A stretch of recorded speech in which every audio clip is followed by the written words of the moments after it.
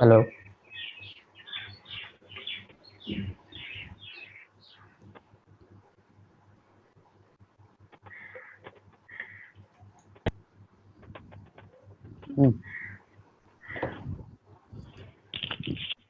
Đang কৈ থাকোঁতে আপুনি একো নক'ব হা।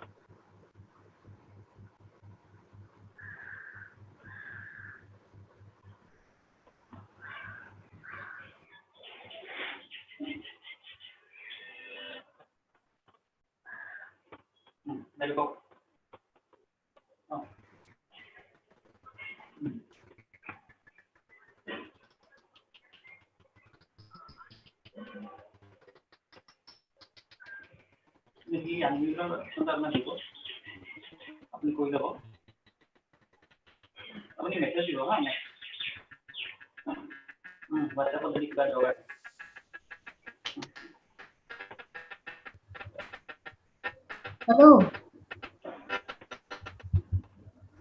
Hello, Sanjeev. বাইদেউ Kuna paisa? কি ল'ব? Hello, am I audible? Yes, ma'am. Yes. Okay.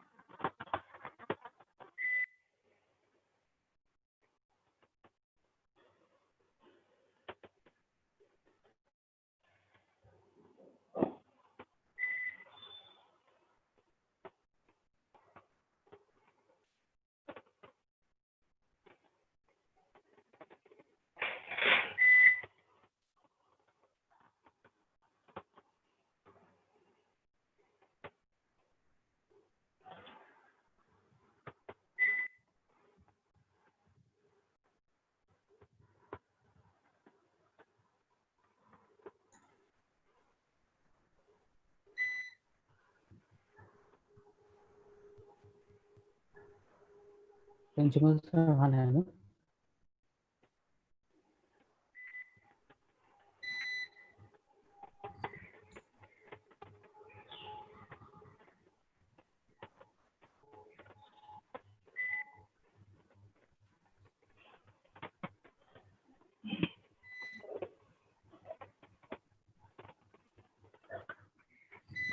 Principal sir अहा নাই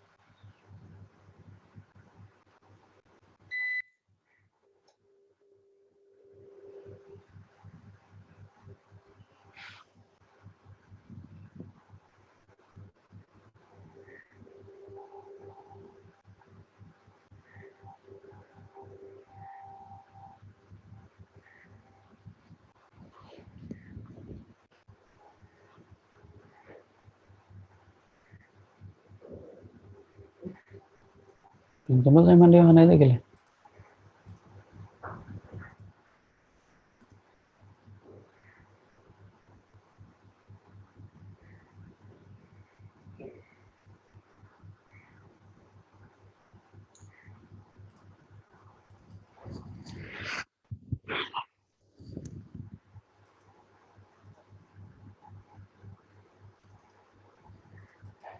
Jayashree ma'am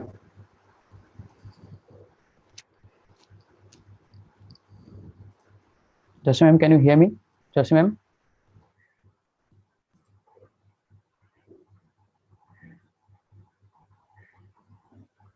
am I audible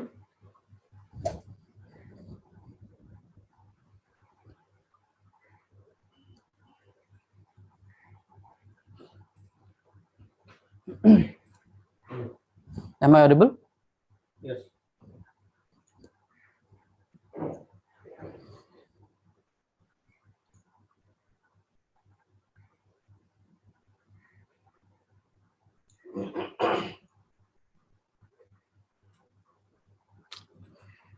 actually we are waiting for our principal sir to come we can start immediately after his arrival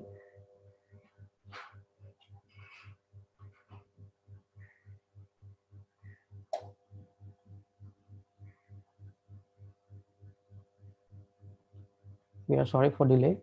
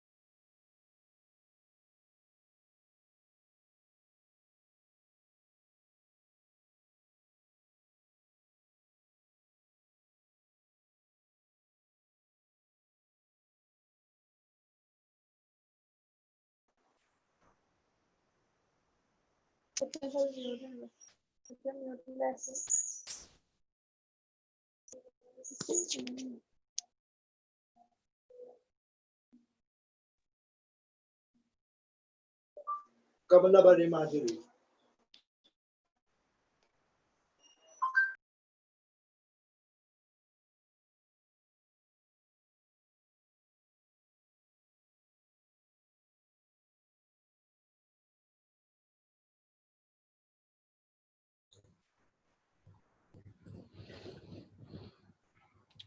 Principal sir আহি যোৱা হৈছে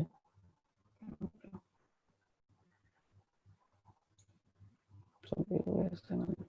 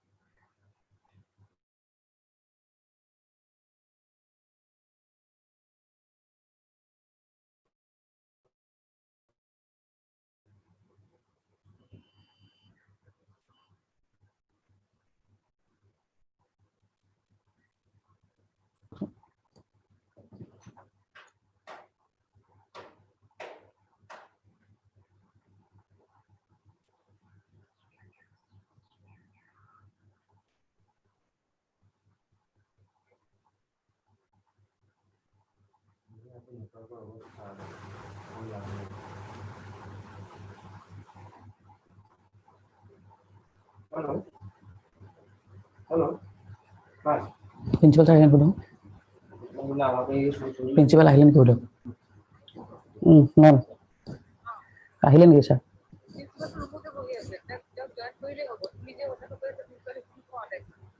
আচ্ছা ন তেওঁ join কৰিলে হ'ব হেল্ল' এতিয়ালৈকেতো কৰাটো নাই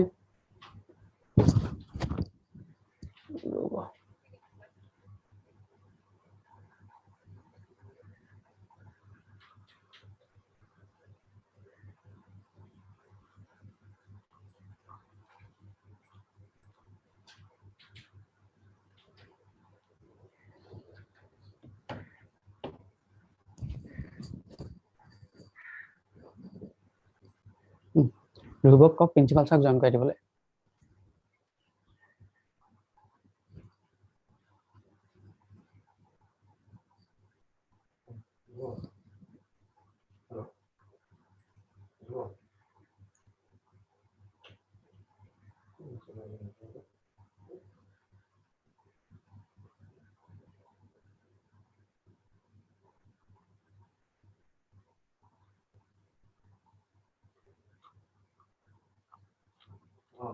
Principal sir join কৰাই দিয়ে আহিলে ৰুমত আছে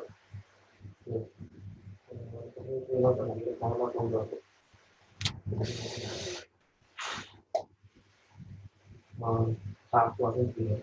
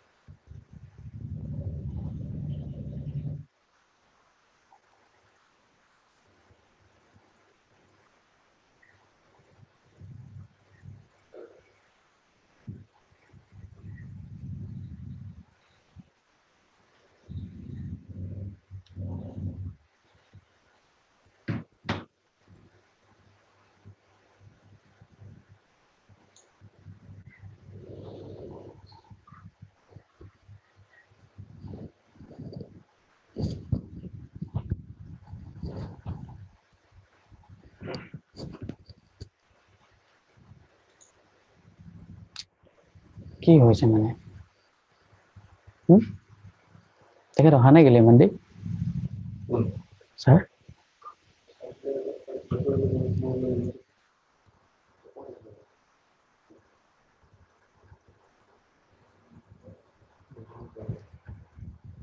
15 minutes call to 15 minutes call to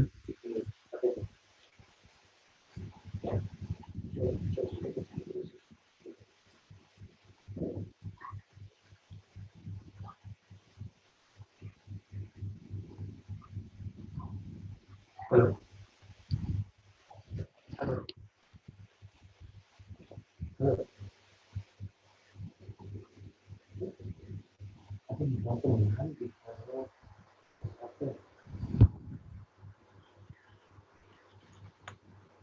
হ্যাঁ ফোন করতে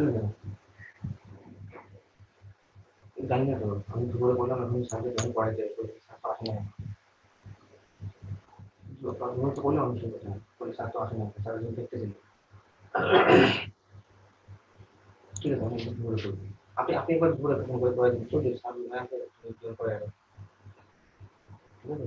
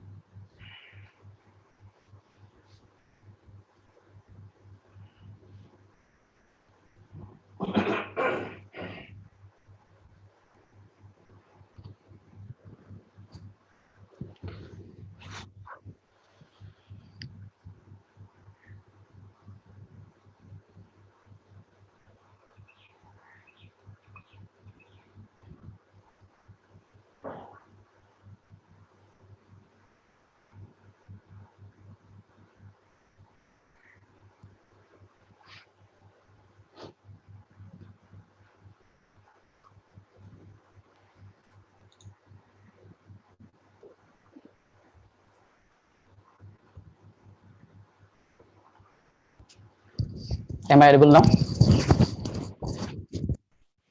Shall we start?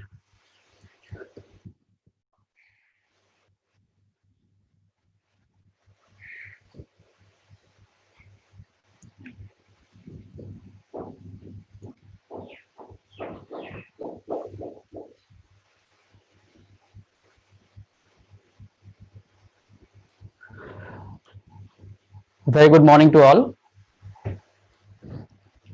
Am I audible?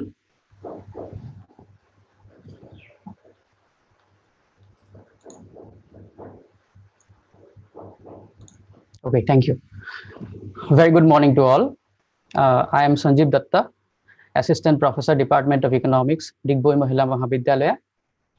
We are very happy to have you all with us. We all know that COVID-19 pandemic has affected our economic and social life, and severe damage has already been done. So it's time to talk about the ways how we can revive from this evil. For that matter, this webinar is an attempt to provide a hint in that line. Now, without any delay, I would like to request Mrs. S. Chakraborty, HOD, Department of Economics, Digboi Mahila Mahavidyalaya, to deliver her welcome address. Over to you, ma'am.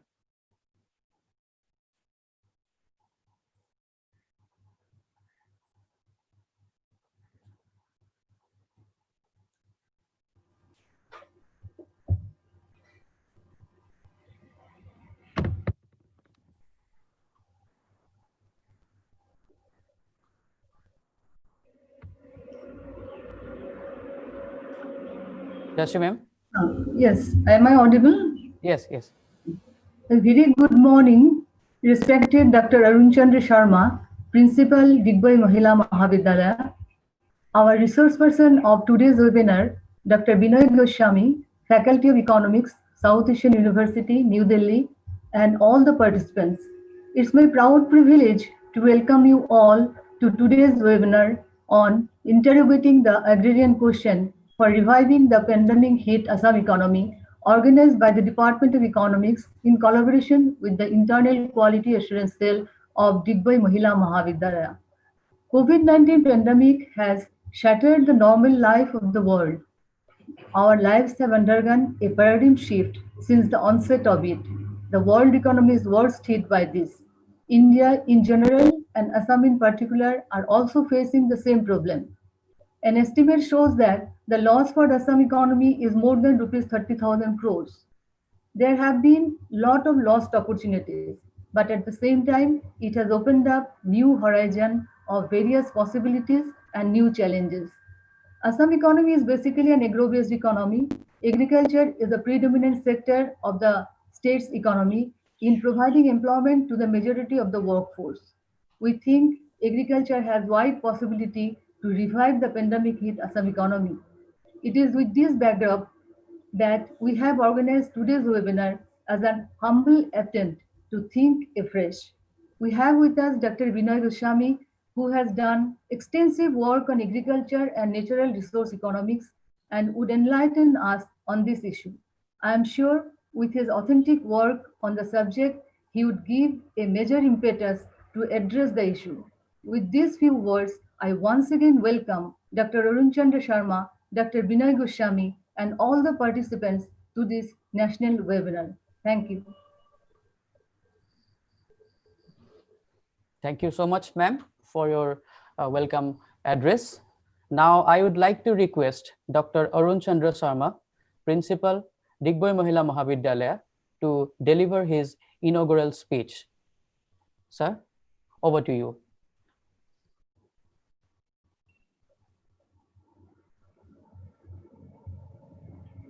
Unmute.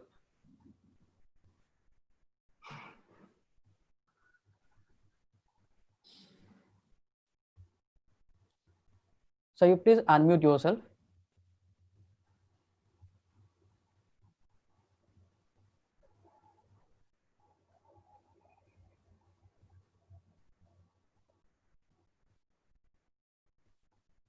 Yes. Very good morning to all of you. Is it audible, Sandeep? Yes, sir. Yes. You can. Yes. You can go ahead. Okay. Yes. It is a great privilege for us. In the pandemic situation, we are going to organize such types of webinars. My respected resource person, Dr. Binoy Goswami, Faculty of Economics, South Asian University, New Delhi. Honorable HOD of the Department of Economics, Digboi Mahila Mahavidyalaya. Coordinator, Internal Quality Assurance Cell, Digboi Mahila Mahavidyalaya. My colleagues Sanjeev Datta, Ruma Pal, and who are associated for organizing this seminar. The topic, interrogating the agrarian question for reviving the pandemic hit Assam economy. It is a very important topic that has been taken by the organizing committee and has been given consent to deliver his talk by Dr. Binoy Goswami from New Delhi. It is indeed, we know in the pandemic situation, how economic situation in Assam, in entire Northeast, or as a whole in India or in the world will be survived. After long days, we have been suffering a lot. Cultivators, agriculturists, and all other things in different positions, they are not able to continue their works because of this pandemic outbreak has been continuing in the world. So it is the way, it is the method that we are trying to explore some points or some new ways how to survive, how to regain our agriculture, or in other words, farming capacity, to give some new ideas to our agriculturists or farmers, that how they will try to revive from this pandemic situation and will come to the normal situation. I think this discussion will give a new way, will give some new ideas to our thinkers, to the participants, and the participants will go to the field and discuss and disseminate their knowledge or powers, that to gain something from our this small organized seminar. So I think our participants from our colleagues are from Assam or Northeastern region as a whole in India, they will get a new trust, a new ways and means, how they will be able to give new ideas to their neighbors, to their society, to cultivators and agriculturists through this media. So with these few words, all the participants are eagerly waiting to know the new things from Dr. Binoy Goswami. I shall not say more, and I declare that this seminar, this webinar has been inaugurated from my end, and best wishes to all of you, and congratulations to the participants. Thank you. Thank you to all. So thank you, sir, for your inaugural speech. Now, I would like to request Mrs. Ruma Paul, Assistant Professor from Department of Economics, to introduce our resource person to the participants. Ma'am, please. Hello, am Yes, I audible? Yes, yes. Thank you, Sanjeev. Good morning to everyone present and welcome to today's webinar. It's a great pleasure for me to introduce Dr. Binoy Goswami, the resource person of the day, who will be enlightening us on today's topic, interrogating the agrarian question for reviving the pandemic hit Assam economy. Dr. Binoy Goswami is presently serving as a faculty in economics, South Asian University, New Delhi.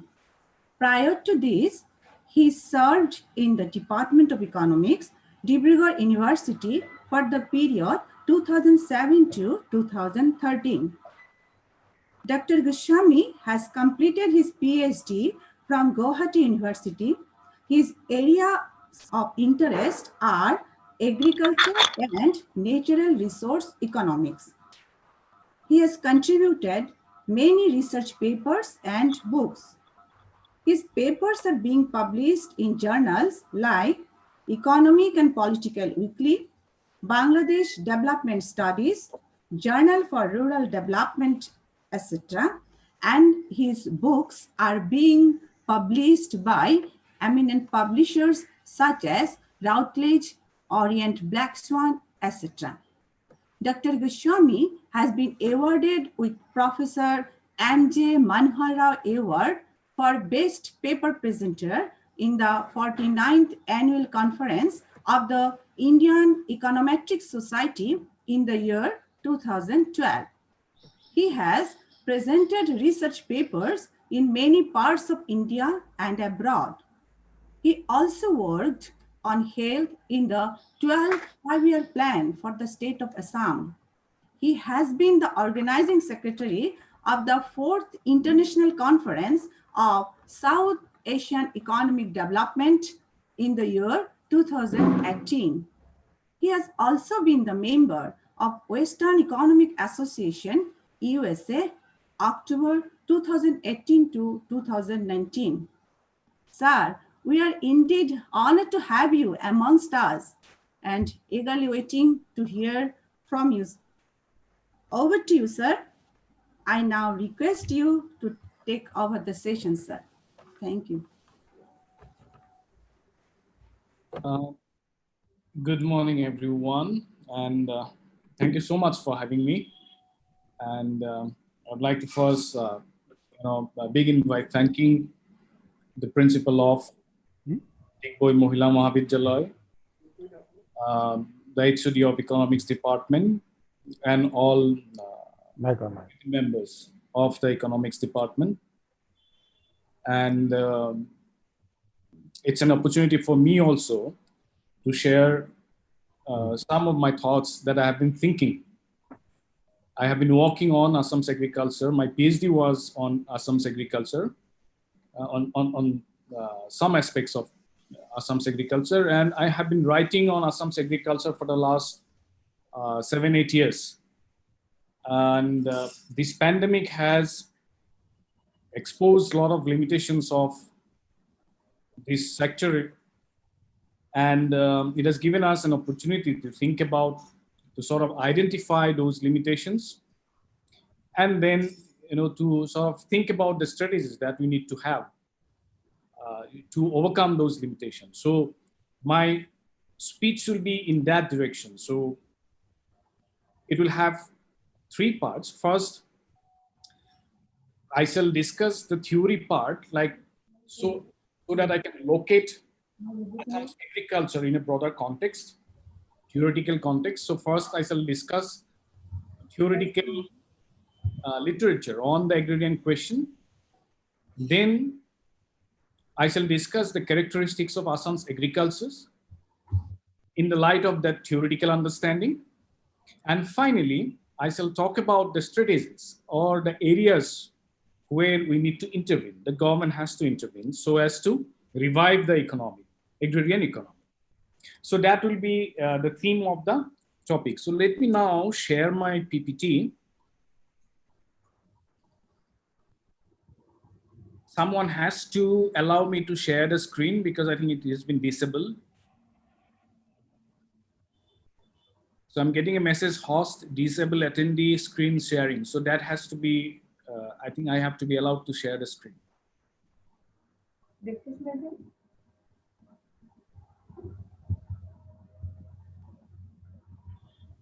Okay, that's fine.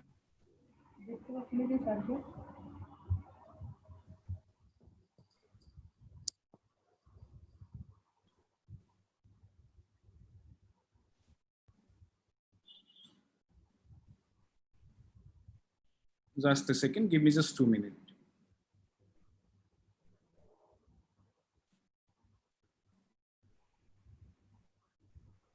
Can you see my slide? If somebody can let me know. Yes, sir. Yes. Sanjeev, can you see the PowerPoint? Yes, sir. Yes, it's visible. Let me now make it full.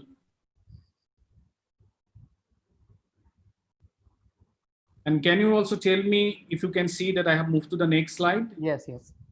Okay, so that was a problem in my last webinar. That's why I asked. Okay, so the title is already there before you, but you can probably see that I have slightly modified the title by adding the last part, the long-term strategies. Now, let me explain why I have done that. The reason is, I think a numbers of webinars have been organized in the last couple of days. I have also attended many of that, where I myself have talked about what we need to do in the short run. And,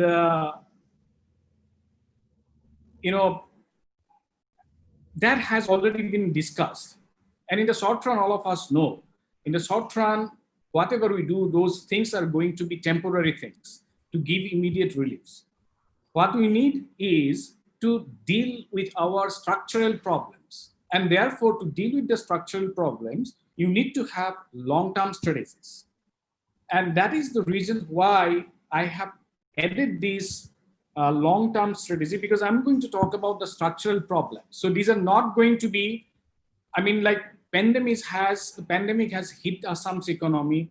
There are certain problems, and those problems are not like short-term. You don't have short-term solutions to those problems. You need long-term strategies. So my reference to pandemic, therefore, will be in passing. So I'm not really going to discuss about the impact of the pandemic on the agrarian sector, but rather I will point out which are the limitations that the pandemic has exposed and what the long-term strategies that we need to deal or overcome those,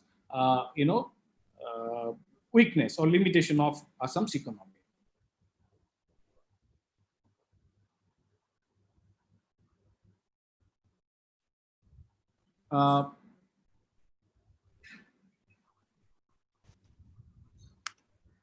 I'm unable to move my cursor. Is somebody doing something there with the screen?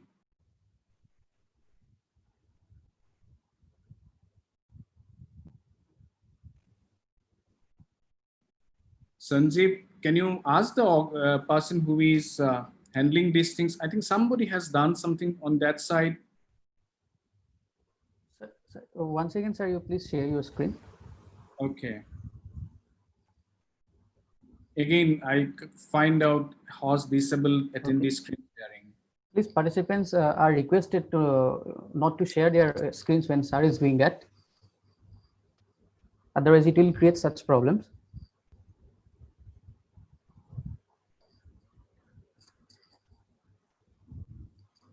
Can you see now? Yes.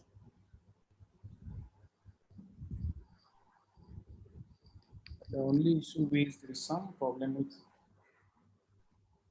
I don't know if it is my side or my cursor is not working.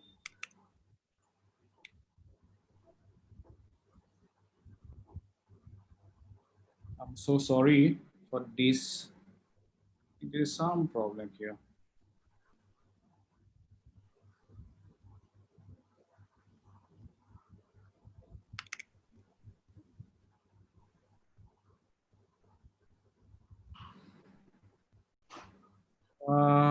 Sanjeev, Yes, sir.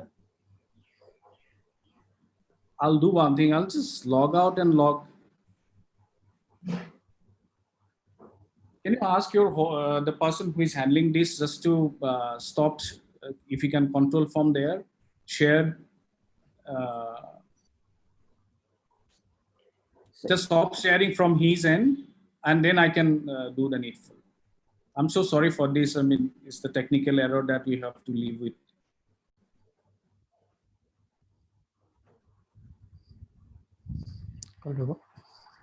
I can't actually move the cursor. I don't know what is the problem.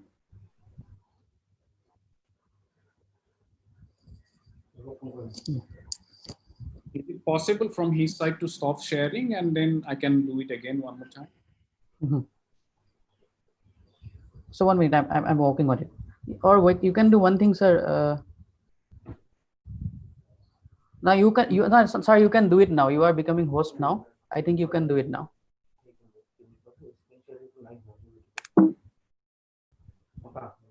No, the only thing is that the cursor in my, I don't know if it is a problem with my laptop or.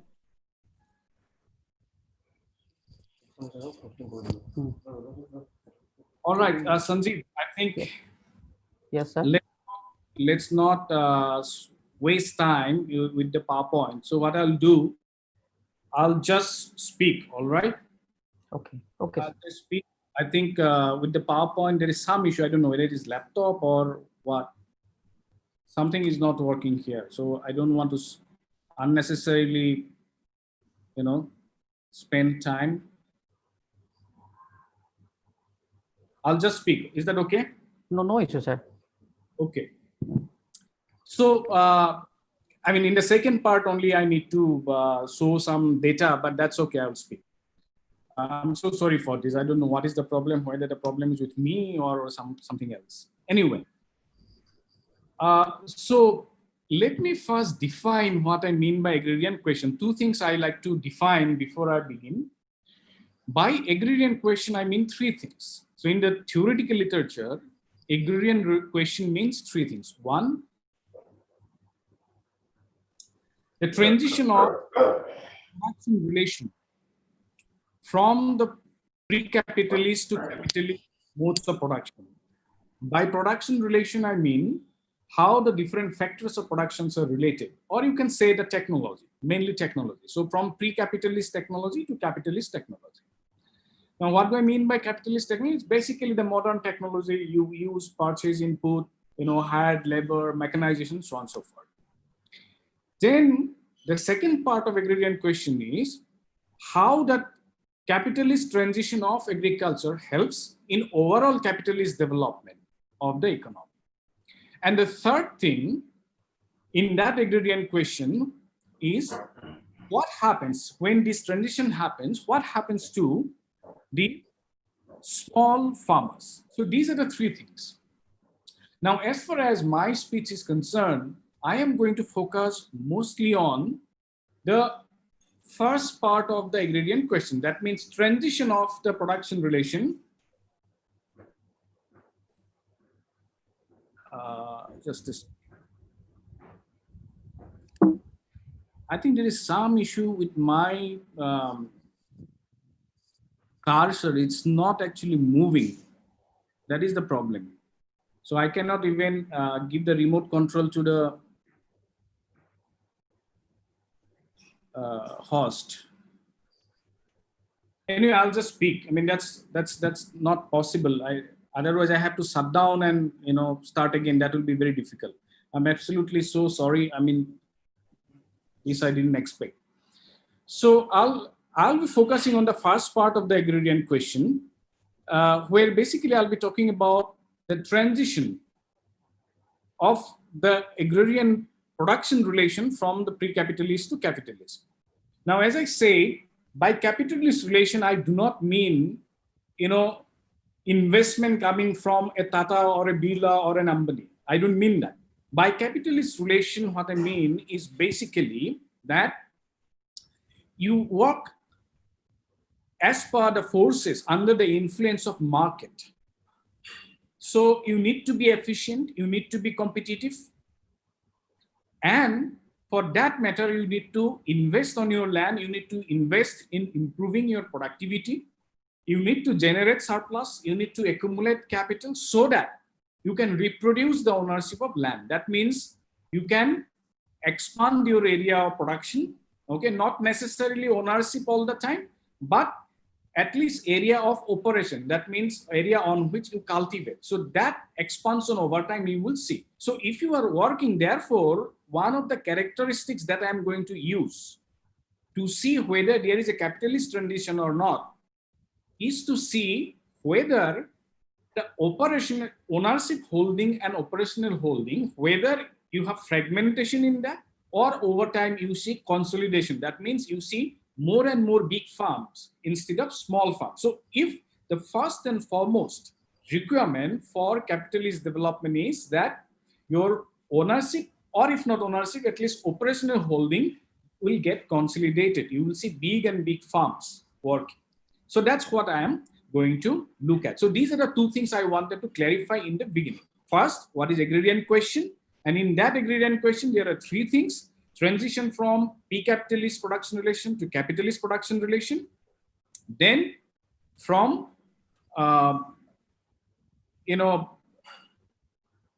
what happens when there is capitalist production relation in the agriculture, what happens to the overall economy, and what happens to the small farmers. But I'm not going to look at that.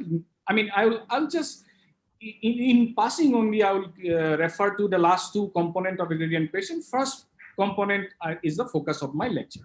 Okay. Now let me begin by explaining to you the role of agriculture in the development process. So there are two things. One, agriculture helps in the structural transformation of the economy. Now, what do I mean by structural transformation? Structural transformation means transfer of resources, labor, and capital from the less productive sector to more productive sector. So I'm sure if a student of economics will know about the Lewis structural transformation model, which was published in 1953, where you have two sectors. One is subsistence sector, mainly the agriculture sector, where productivity is very low, and you have a capitalist sector. The objective is to move resources and labor from the subsistence sector to the more capitalist or developed sector. Now, here, policymakers make a mistake. Like policymakers think, since agriculture is your less productive sector, so let us move the resources from this sector to the more productive sector with force. Now, what do I mean by force? There is something called a ZAM strategy, which is what I mean by this force. What does the ZAM strategy mean? The ZAM strategy means without developing the agriculture sector, you try to move resources from the agriculture sector to more productive sector. Now, wherever that has been tried, that has not worked. That means if you have tried to move resources from agriculture sector to, say, suppose your more productive sector, without first developing the agriculture sector, then that strategy is doomed to fail. I can give you the example of China. So in 1949, when China became People's Republic of China, they used import substitution state-led industrialization policy. And for that, what they did, they kept the terms of trade against agriculture so that resources do not come to agriculture. Because if terms of trade is favorable to agriculture, investment will happen in agriculture instead of happening in more productive sector like industry sector. Now, what they did for that, they had cooperative farming, all of you know. And then also, they were not allowed to sell. The farmers were not allowed to sell in the market. The price was fixed at a low level. Agricultural commodity prices were kept at a low level.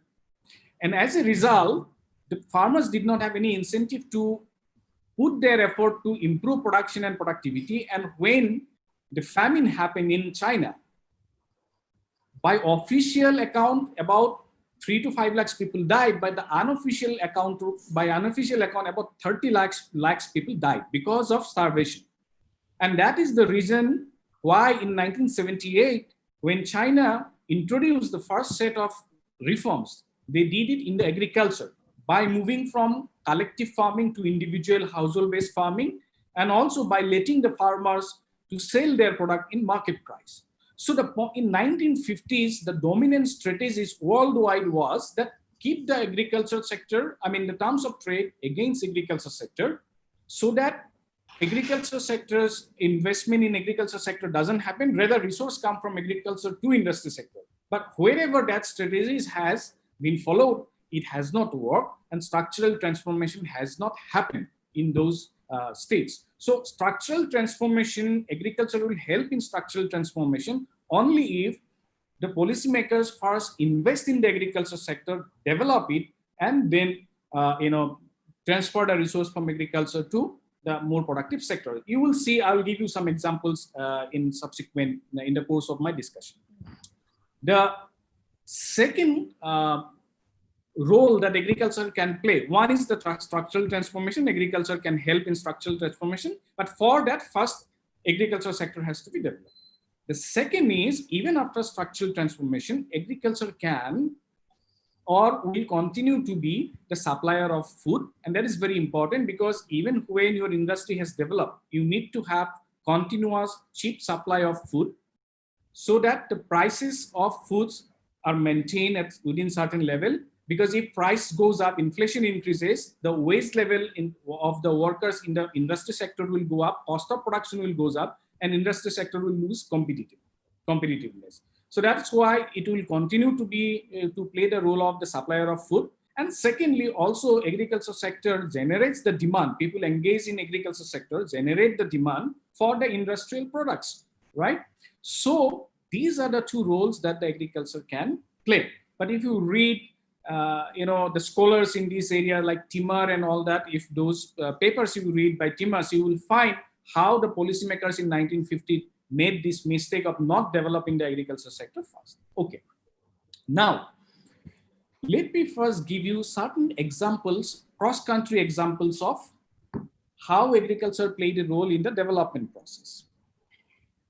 I shall give you the example of England, France, Germany, Japan, South Korea, Taiwan, South and North America. Very briefly, because if I explain, even one case can take me 1 hour. So I'll just give you very brief explanation for that. Now in England, from 13th century, there were resistance against the feudalism.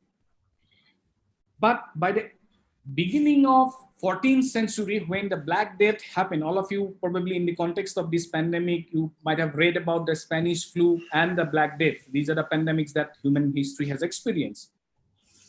So when this Black Death happened, which cut population by half, the conflict increased more between the feudal landlord and the sort of the farmers there.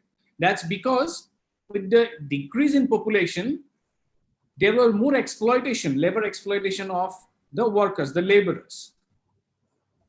And that class struggle, that class conflict had impact on wage, rent, agricultural price, and made the feudal relationship unviable.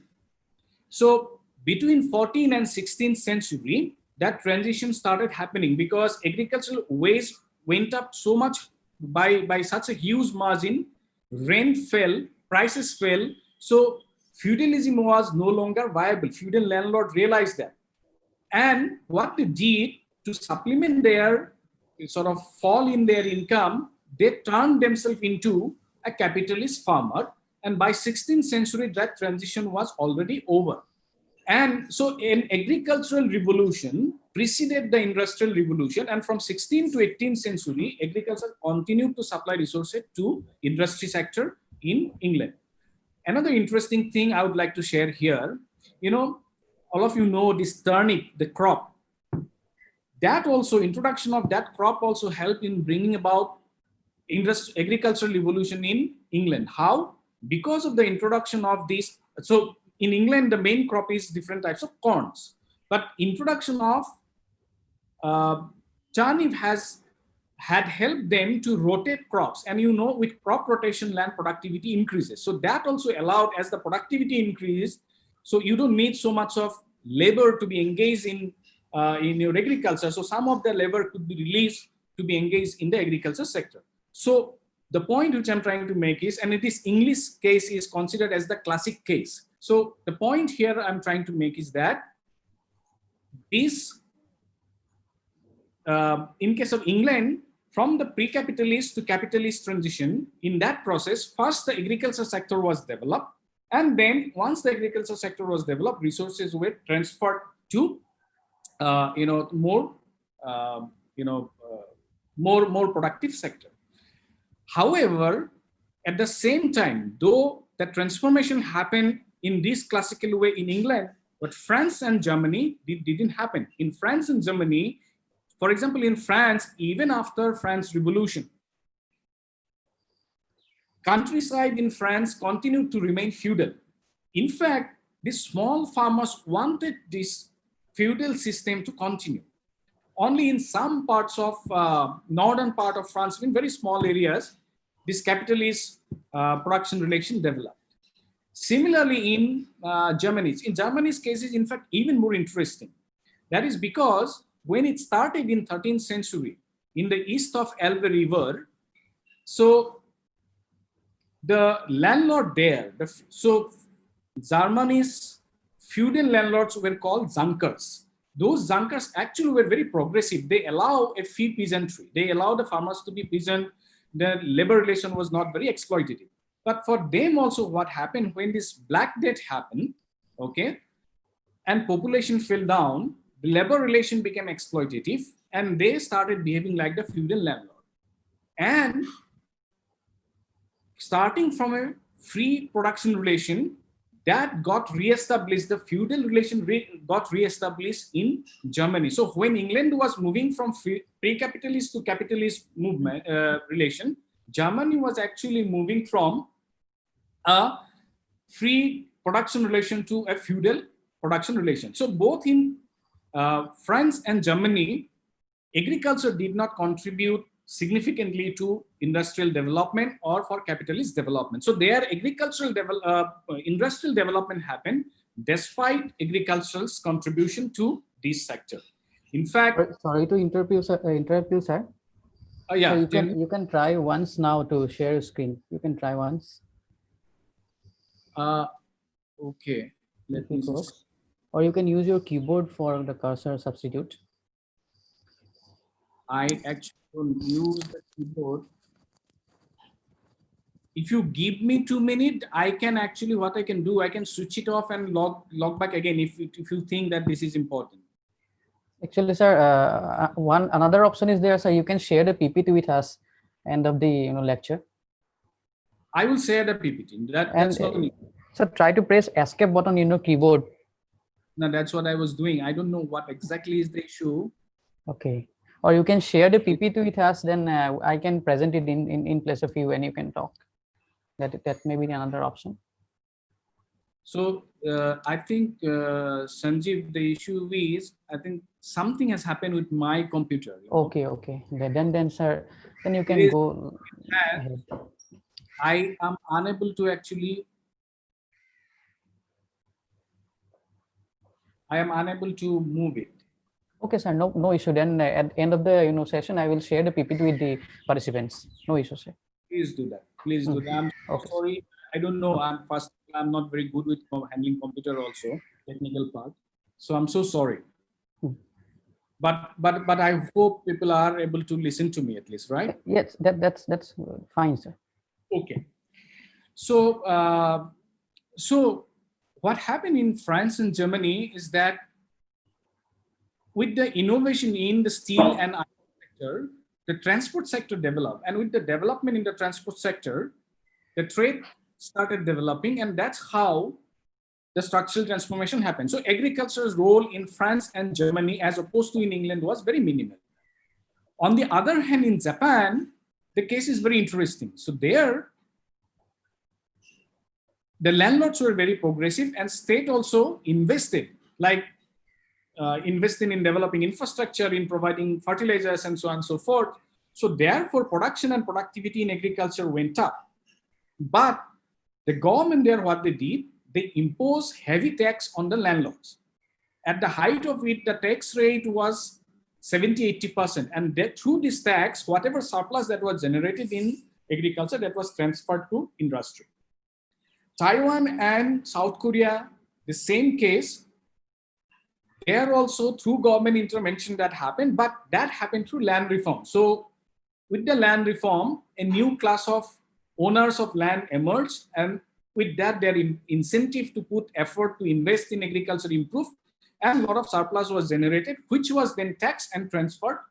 That resource, the surplus, was then through tax transferred to the agriculture sector.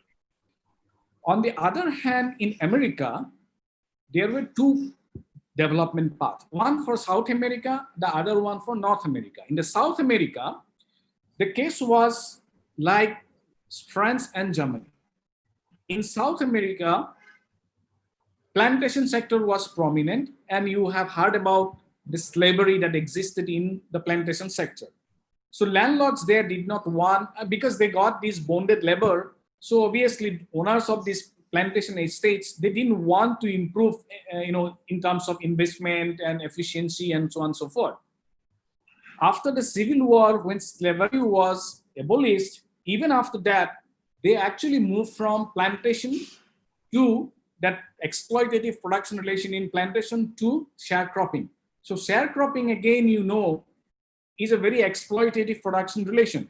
Not necessary every time in all setup, sharecropping will be exploitative, but at that point of time, sharecropping was exploitative.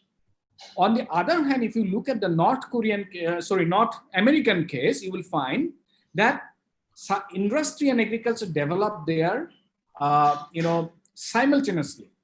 So there was no transfer of resource from agriculture as such for industrial development. So that industry and agriculture developed simultaneously through backward and forward linkages.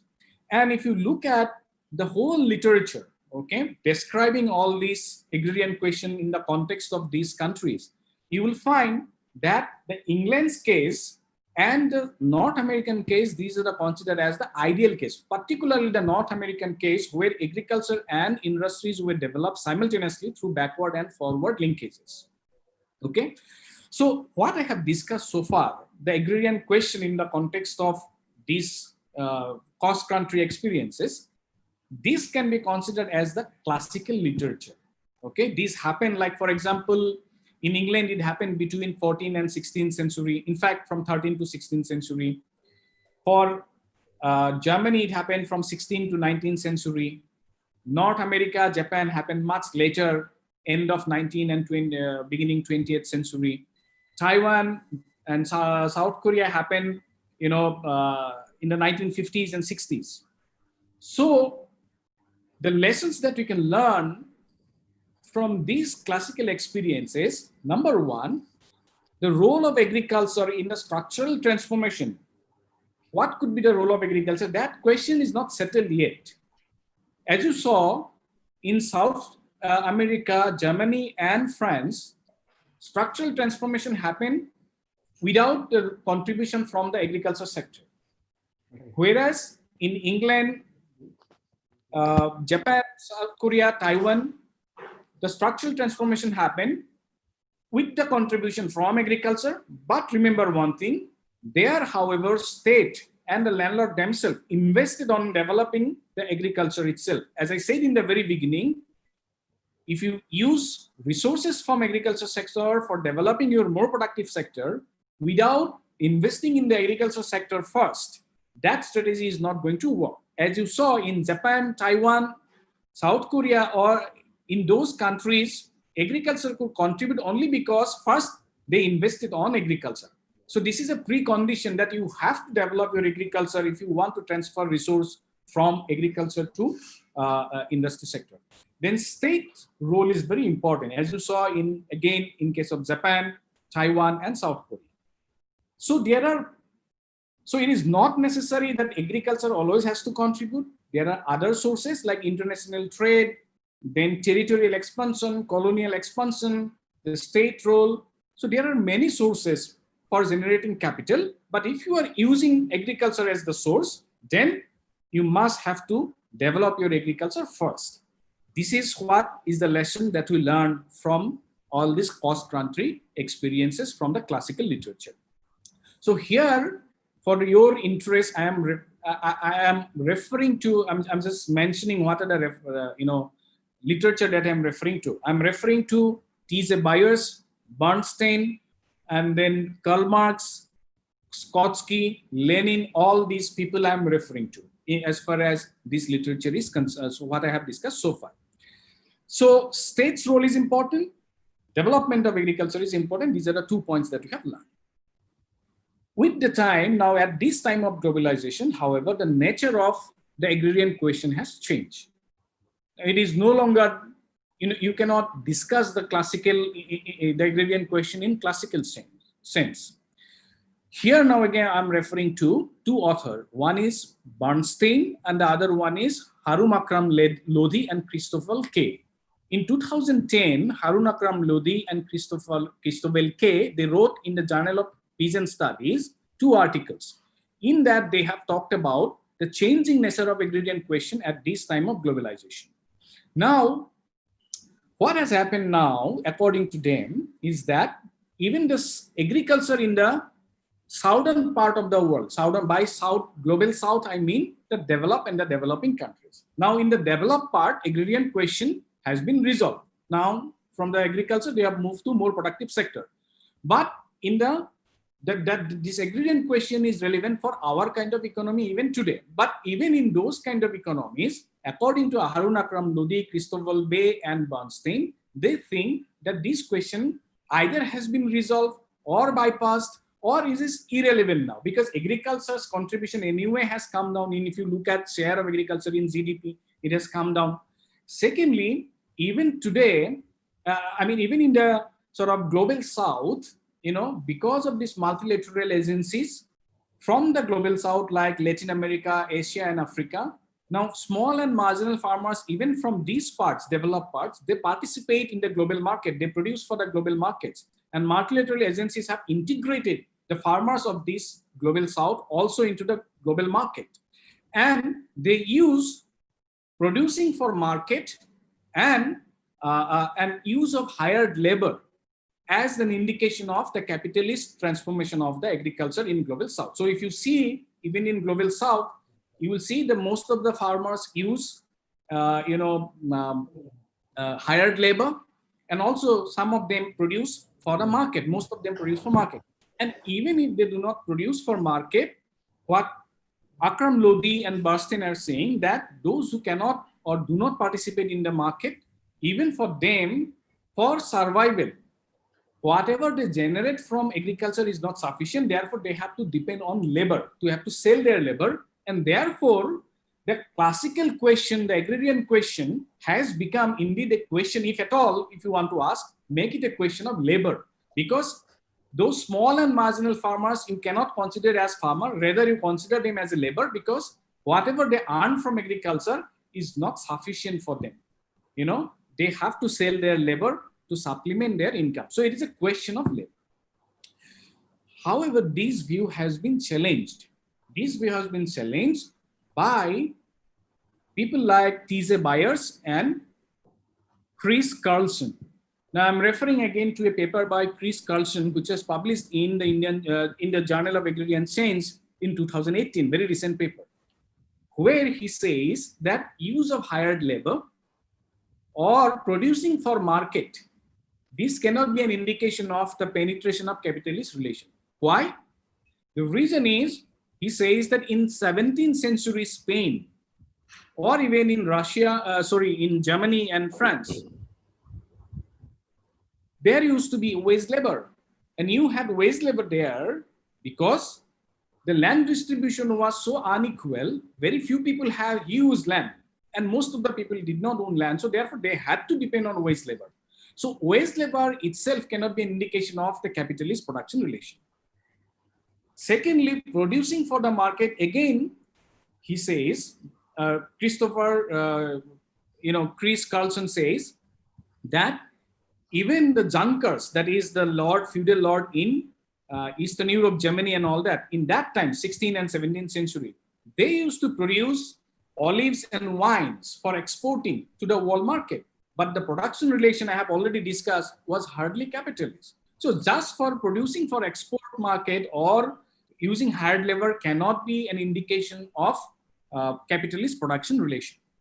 So what Carlson's paper says is that we have to look at whether the ownership of land holding is reproduced through market forces. That means what I have explained in the beginning. That means you hold land, you expand your land holding, or at least operational holding, if not ownership holding, at least operational holding, by investing on your agriculture, by becoming efficient, by mechanizing, by investing on better inputs, so that your productivity goes up, you generate surplus, and thereby you can expand your operation. If that happens, then only you can say that production relation has become capitalist. Okay. Once again, I am saying by production relation, please don't misunderstand. I'm not saying that you need a Tata or a Birla or an Ambani to invest in agriculture. I am saying that whether you see an expansion of agricultural operation, okay, scale of operation, okay, and use of modern inputs, improvement in productivity, and so on and so forth. Okay. Now, even today in Latin America, in South Africa, in Colombia, in those countries, you have huge, estates, huge farmers, but half of their land remain underutilized or unutilized. And there again, when I say that you have to look at whether you have big size of operation, again, just having big ownership holding also does not mean that capitalist relation has penetrated. As I said, in South Africa and Colombia and so on and so forth, you have huge, big estate, but their land remain underutilized. There is no incentive for improving efficiency or investment or full utilization. So that also cannot be considered as capitalist relation. Okay. Now, so therefore, when I use this theoretical understanding in the context of Assam, and now I'll move to Assam, I basically use this theoretical understanding to see whether there is capitalist relation penetrating into Assam's agriculture. Now, I jump to Assam without referring to India. That is because, India is a diverse country. Each state has its own development path. And even, and to some extent in India, these development paths are policy induced. For example, Green Revolution was introduced only in the northern part.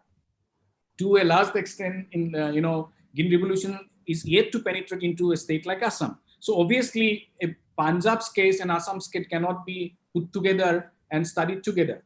So all the states have their diverse development paths. So it is not a problematic case to pick up one state. In fact, it is important that you pick up a state individually and study that state.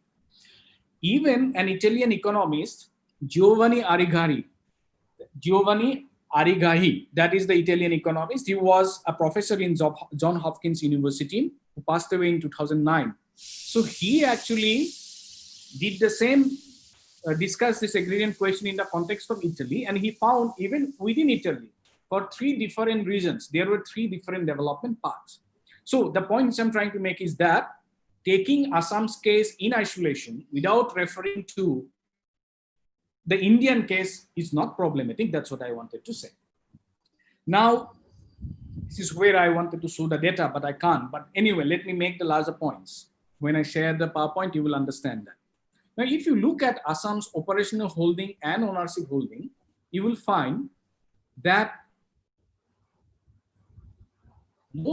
about 85 to 90% of operational and ownership holdings are small and marginal farmers. Marginal farmers are those who have less than 1 hectare of land.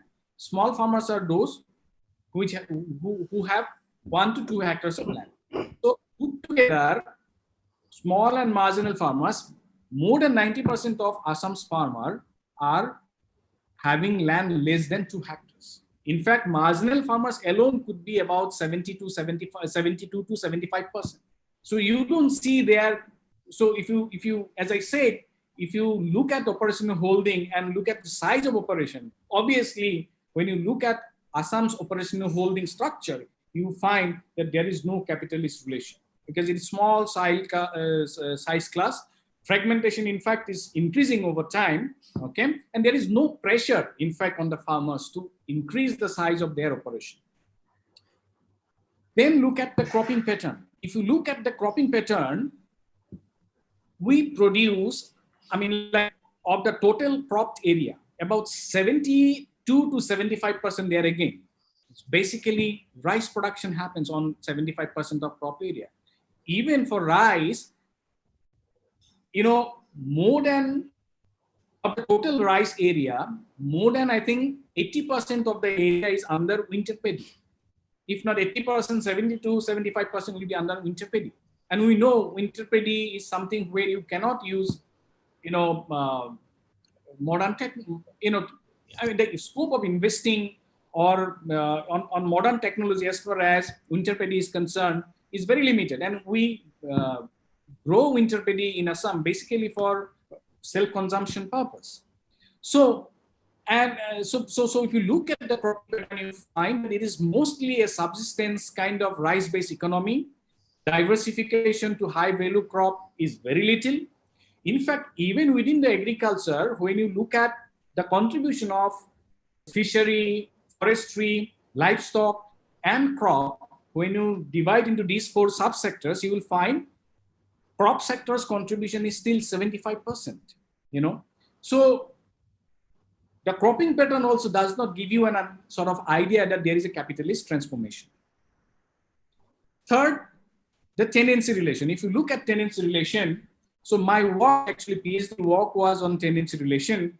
And in fact, all this data that I'm referring to, and in my discussion, I'm referring to from my own work. And this is the book where, if you are interested, since I could not share the PowerPoint here, I'll be sharing anyway, but if you are interested, so this is the book, my book, where I have written about all these things. So if you look at the tenancy, you will find that about 60% of the leased area is under sharecropping. And I said that sharecropping is an exploitative production relation. It doesn't have to be all the time if the cost of productions are shared on a 50-50 basis between landlord and the owner of land and the tenant. But that's not the case. In Assam, at least my experience from my field study, I found that it's only the sharecropper, the tenant, who pay the entire cost of production, but output is shared on a 50-50 basis. So which obviously is a very exploitative terms of production relation. So when I look at these 3 broad characteristics, 1, small scale of operation, 2nd, exploitative production relation in terms of sharecropping, predominance of sharecropping, and 3rd, subsistence sort of cropping pattern where diversification into high value crop is very less. That gives me the idea that probably the capitalist transformation has not happened. But if you look at some other parameters, that will give you an idea as if there is a capitalist transformation. Now, if you look at the use of inputs, whatever cropping pattern that you have, in that, if you look at the use of inputs, you will sort of that as if the capitalist transformation has happened. So, for example, if you look at, you pick up any Assam economic survey and look at the high yielding variety of rice, so of the total area on which rice is grown, what proportion of the total rice grown area we use high yielding variety? You will find 70 to 75% of the areas we use high yielding variety. So that's a good thing we are using modern input. Then mechanization. Now let me tell one thing, because many research scholars might be, or who do research might be listening to me. Let me tell you one thing.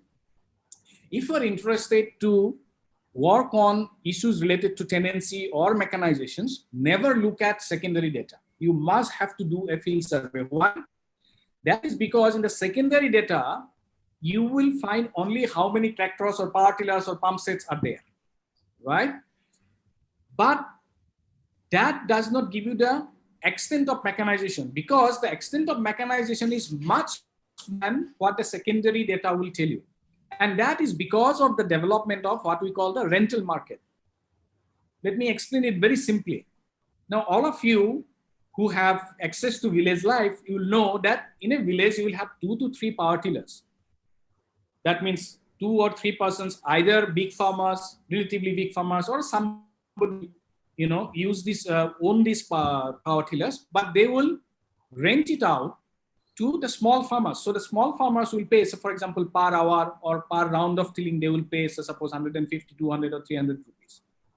So through this rental market, okay, where the services of these agricultural machineries can be rented out, through this rental market, extent of mechanization has increased considerably. So for my own field study, I found that even the small and marginal farmers, even the sharecroppers, tenants, so across tenure status, across class of farmers, almost 90 to 95% of the people, the farmers, use the tractors, power tillers. And I also found in some location in Assam, like in Morigao and all those places, there is a rental market even for pump set. And these pump sets, the rental market of pump set has helped the farmers to grow crops in commercial basis, and that has actually helped, and that has implication even for the tenancy market. So those rental markets for agricultural machinery has also helped in the development of the rental market for land, which is the tenancy market. Okay, so these are all related issues. I'll come to the issue of rental market later also, but the point at this moment which I'm trying to make is that my own work in the context of Assam suggests that the extent of mechanization is substantial. Almost 90 to 95% of our farmers now use the machines, particularly power tiller. Then if you look at the share of hired labor in the total labor, so there are certain inputs which you must have to purchase, like diesel, or, for using agricultural machinery, fertilizer, pesticides, high yielding variety seeds. These are things that you have to purchase definitely. But as far as your labor is concerned, there is an option for you to use family labor. And if you're using a hired labor, that many people use as an indication of capitalist relation. So my own work in the context of Assam, I found that, and I've actually analyzed this crop-wise for 3 crops: winter paddy, summer paddy, and winter vegetables. Now, winter vegetables and summer paddy, these are done on a large scale for commercial basis, not large scale, but on a commercial basis. Most of the farmers do it on a commercial basis because they give high return. But winter paddy is something which I say, the subsistence basis for your self-consumption. Even in that, I found, including the sharecroppers, the proportion of hired labor is from 65 to 75%. So sharecropper might be 65% of total labor use is hired labor. For owners, it as high as 70%. So now, if I look at the input use, 1, the high yielding variety for rice, hired labor, and 3rd, the mechanization. Now, when I look at that, then I get an idea as if there is capitalist transformation, because you are using purchase input, modern input, hired labor, you're using machine, all right, tractors, power tillers, and so on and so forth. So on one hand, when I look at the broad picture of land holding, cropping pattern, tenancy, I get No, it is still pre-capitalist sort of production relation. On the other hand, when I use the input use, I get a sort of impression that as if capitalist transformation has happened. In fact, because of the development of these rental markets, in large part of Assam, the whole process of cultivation has changed. 15, 20 years back, when you think of a farmer, you imagine a person standing behind the plow, doing all activities by himself, probably only sharing,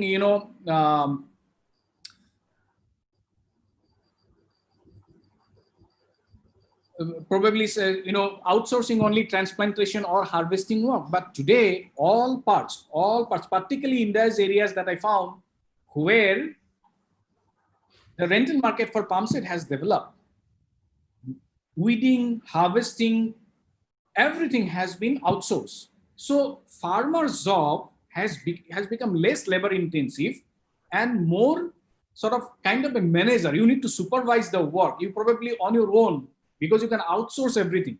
So for example, again, as I said, 95% of the farmers use agricultural machinery like power tiller.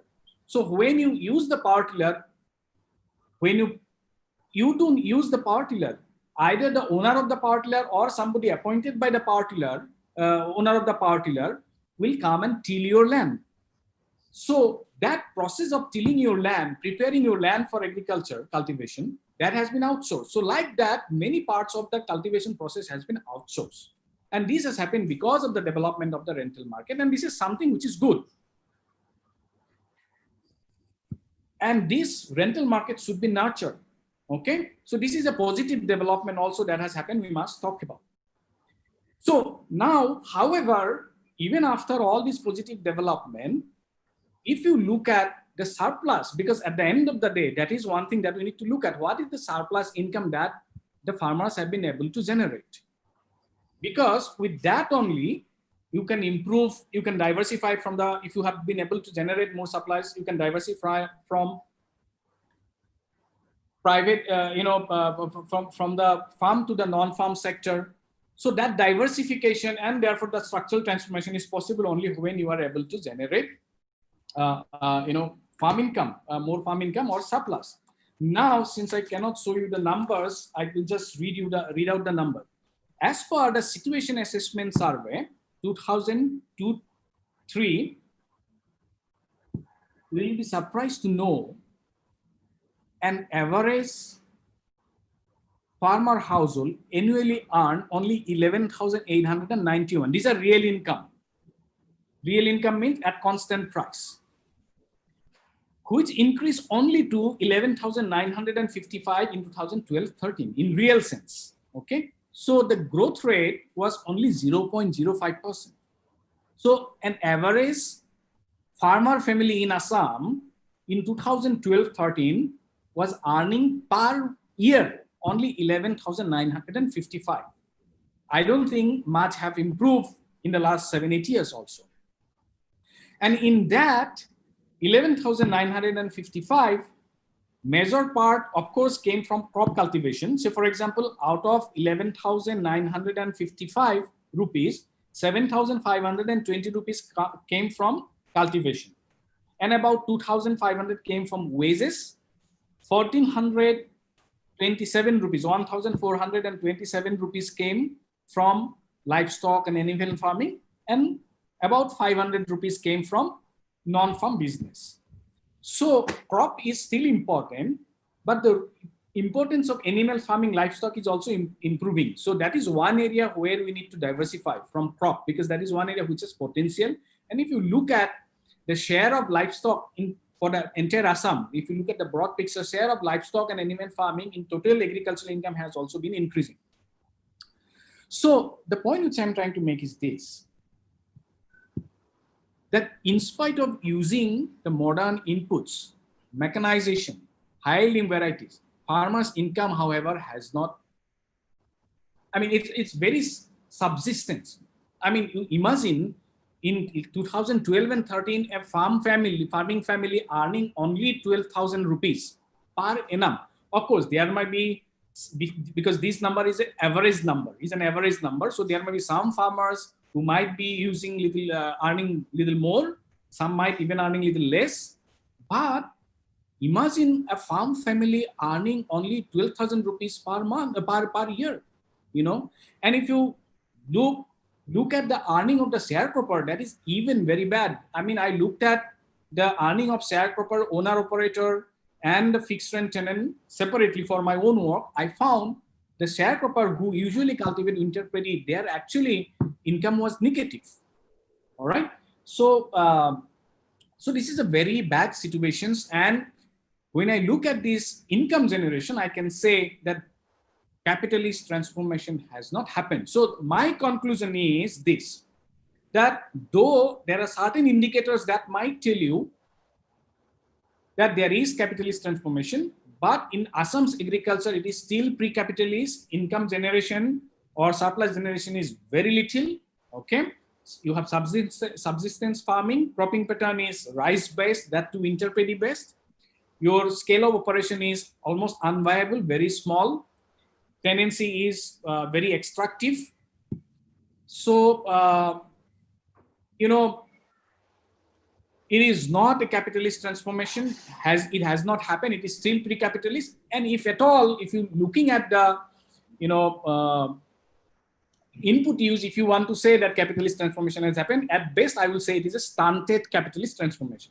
In fact, for me, when I say that the farmers, they depend on non-farm business and also wage income. So my argument is that this is my argument, and this is the main point that I am trying to make. I hope you will try to understand this, that use of hired labor, which I have explained that many, even the sharecropper use hired labor, use of hired labor or dependence on wage income, okay, or modern input or mechanization are not indication of capitalist transformation in the context of Assam. Rather, these are desperate effort. These are desperate attempt by our small and marginal farmers to release their labor from farm sector so that they can engage their labor in the non-farm sector to supplement their income, because they know that cultivation alone, agriculture sector, farm income alone is not sufficient to look after their family. So therefore, by using this modern input, depending on hired labor, by using mechanizations, they are essentially releasing the labor from the farm sector to be used in the non-farm sector so that they can earn some income from the non-farm sector also to supplement their income. So this has happened actually, and that is precisely the reason, because there is no transformation, capitalist transformation happening in the agriculture sector. That is precisely the reason you don't see the developmental impact of the agriculture sector on other sectors. And that's precisely also the reason why Assam's per capita income in 2016-17 was only 62% of the national per capita income. Assam is still a state which has one of the highest incidence of poverty, right? So if you look at these indicators, you can definitely see that there is no contribution that the agriculture is making into the development of the overall economy. I mean, in that sense, in the transformational, structural transformation change. And that cannot happen until and unless your agriculture sector is not transformed. One thing that I would like to tell, and here this is where now I move to the last part where I will talk about the intervention that is required, because these are the intervention long-term strategy which are required for developing, for reviving the Assam's economy, and so that the agriculture in Assam can contribute to overall development of the Assam economy as well. Now, before that, I want to tell one thing. The many mistakes that our policymakers make.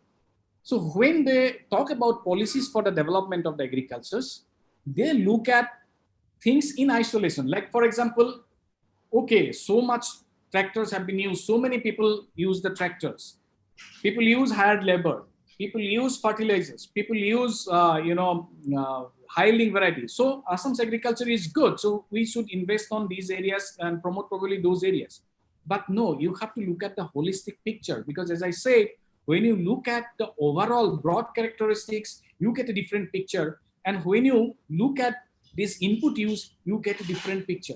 So for formulating the policy, you need to look at the holistic picture. And this is precisely, my complaint, or you can say, when we formulate the policy, we do not look at the holistic picture. We look at only small parts of the economy, and therefore our pictures are distorted, and therefore policies do not give us much benefit.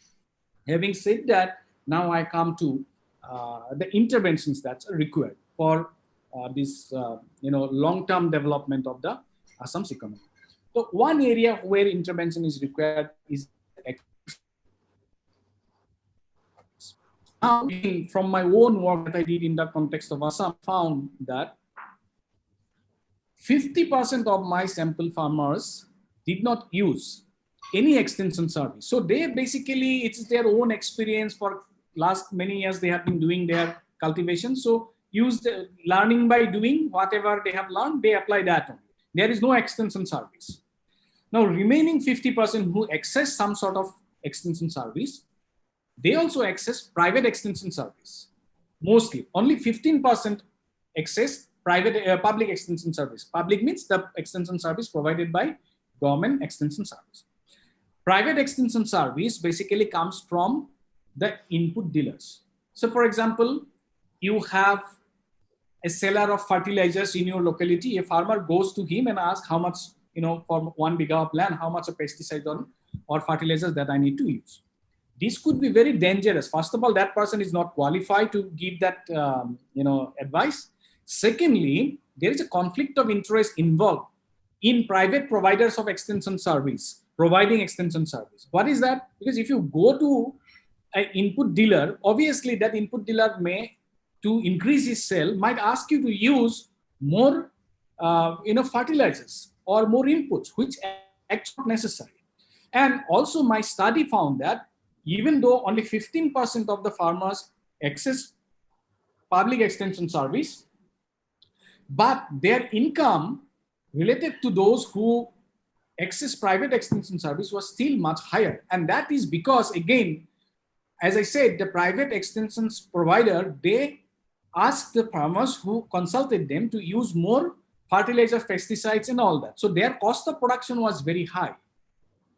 So beyond certain point, if you use more fertilizers and pesticides, not necessarily your productivity will increase. In fact, your cost of production will increase, so therefore your income generation will be less. So this is a big problem that the farmers in Assam face. And even among those 15% of farmers who access public extension service, it is basically the relatively large farmers who had connection with the small extension workers. Small farmers never had access. In fact, so much so that, this is what many farmers used to tell me, and I joke about it, that small farmers used to tell me, you probably will someday see God, but you will not be able to see the extension workers.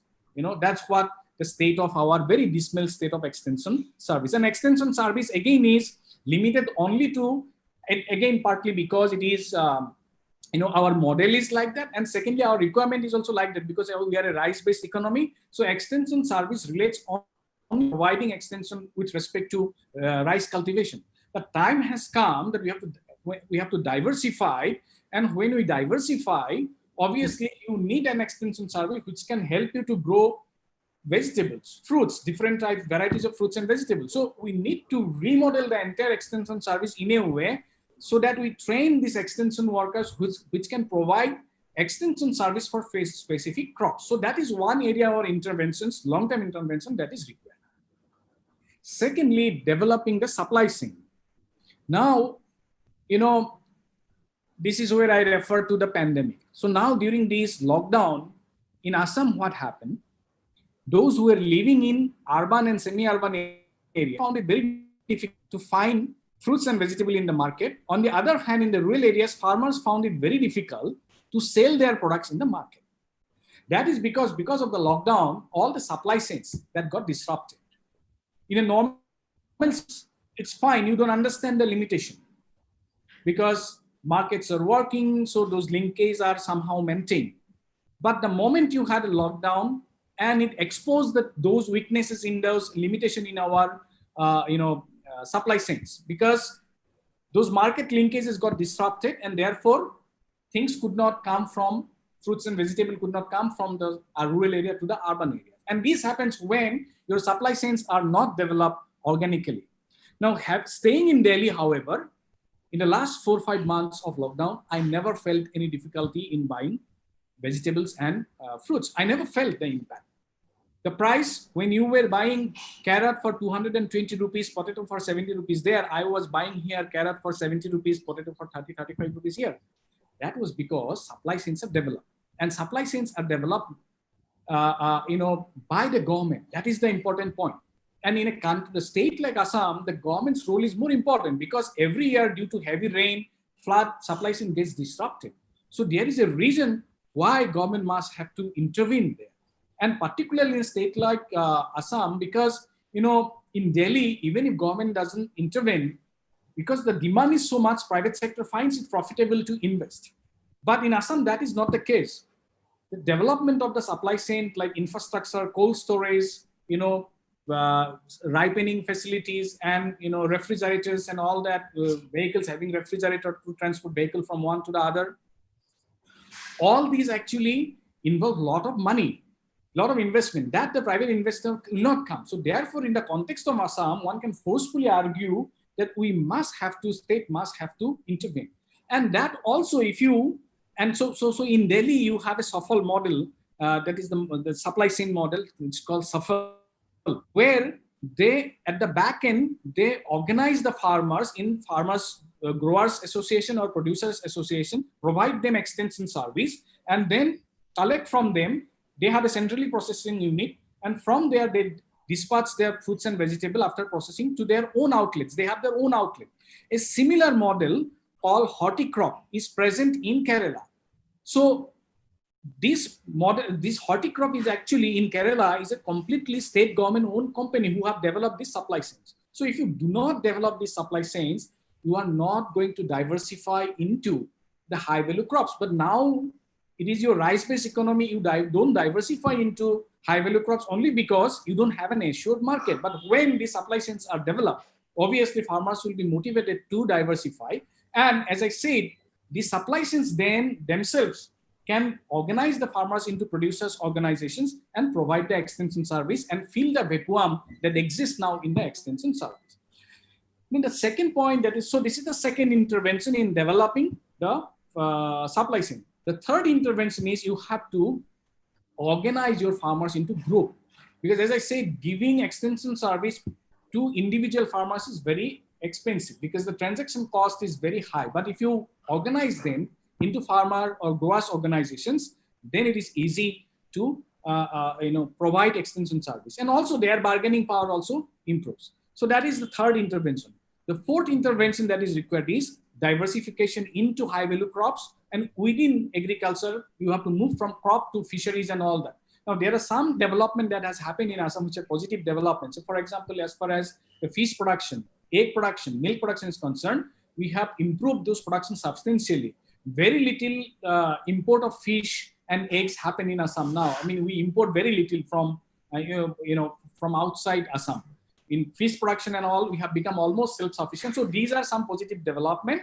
But as I said, the supply chain can be developed not only for crops, fruits, and vegetables. You can develop supply chains for the milk, meat, egg, fish, everything. So once we develop all these supply chains, then diversification will also be easy. The next intervention is that we have to make it easy for the farmers to lease in and lease out land, because the traditional land reform will not work now. As I said, 95% of your 90 to 95%, if not 95, at least 90% of your ownership holding is small and marginal. So if you take away land from them, even if they do not work on land, you are essentially going to create another landless class. What is important now is to giving access to land so that people can use in terms of not operational holding, but not in terms of ownership holding, but in terms of operational holding. They can expand the size of operation. They can make agricultural operation more viable. So tenancy reform is important. And then along with that, you also need to take into account the ecological concerns that we have. So flood is one problem that all of us know. Every year, about 9 to 11% of our cropland is affected by the flood. Now, in those areas, already farmers have, by diversifying across season and across crop, they have developed certain strategy to deal with, to cope with the risk imposed by, associated with flood. But better management of flood is another important. We need to plan in advance, and the supply chains. So the strategies, the interventions that I am referring to, I'm suggesting, these are all interrelated, because if you develop the supply chain and if you then plan in advance before the flood comes, so you can grow the crop and harvest there, and then you can store it in your supply through this infrastructure, cold storage and all that you develop. That is another important thing. But there is a bigger ecological concern. That ecological concern is that I have found from my own study that there are certain groups of farmers who use, particularly in producing those crops like summer paddy and winter vegetable, which are done for selling in market for commercial basis. The use of fertilizer is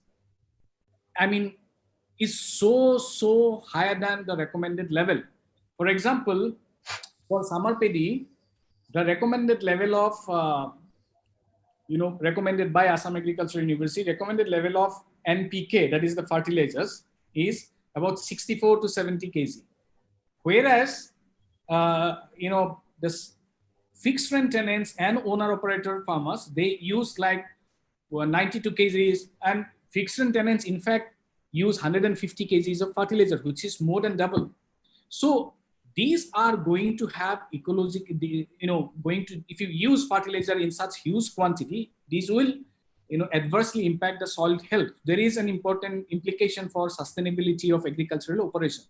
So there is an intervention required in that. So there again, development of the extension service is very important.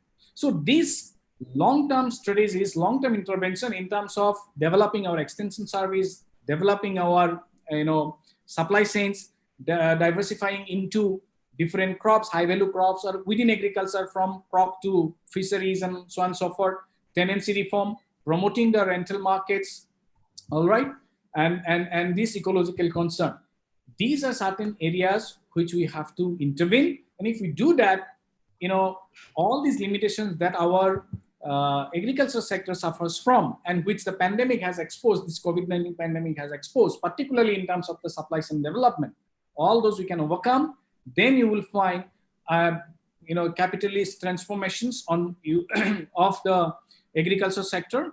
It will develop into a modern sector, and from then we can diversify into, or the surplus that is generated in that sector can then be transferred for the development of the non-farm sector.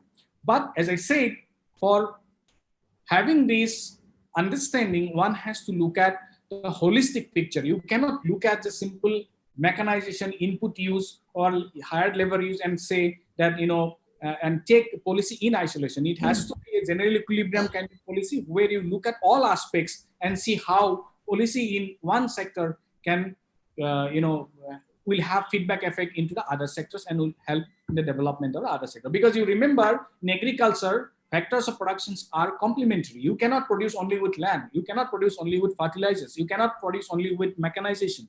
So all these things are related. So therefore, looking at a holistic picture is very, very important. So don't go by this, mechanizations, hired labor, or high-yielding varieties. You will get a distorted picture. You will think that already agriculture sector is developed. No, that development, as I said, in my view, no modern development has happened. If at all, because of the use of modern input, if you say some development has happened, that is a stunted development. And I would say this development is actually, is because of the compulsion that the small and marginal farmer have to release labor from the farm sector to be utilized in non-farm sector so that they can supplement their farm sector income with non-farm income. Thank you. I'll stop here. Thank you so much, sir. So, am I audible? Yes. So I can take some questions if there are questions. Yes, sir. So you have rightly presented, some crucial issues starting from the structural transformation and some literary debates over this agrarian question. Then you have talked about different, crucial points that related to the agriculture in Assam. And also you have talked about how sole dependency on secondary data can be misleading to make some holistic policies for the state.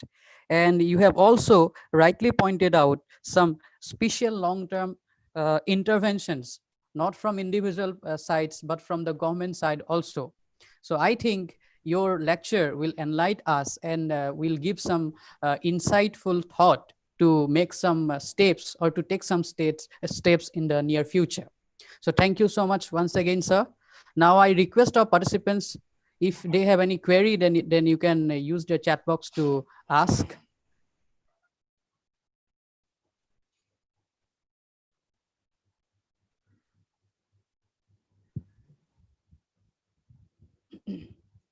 We have some comments regarding your presentation. They are mentioning that it was excellent, sir. Of course it was. So if you have any query, then you can ask. Sir will be happy to reply. Yeah, if you have question, I'll definitely be more than willing to answer those questions.